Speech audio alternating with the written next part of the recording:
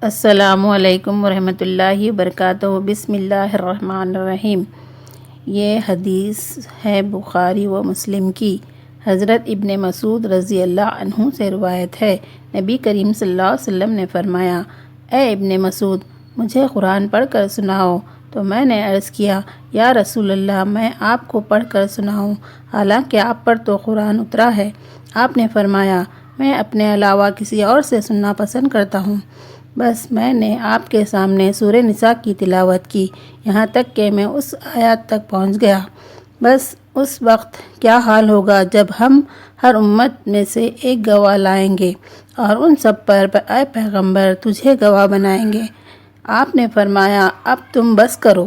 جب میں نے مڑ کر آپ کی طرف دیکھا تو آپ کے دونوں آنکھوں سے آنسو جاری تھے۔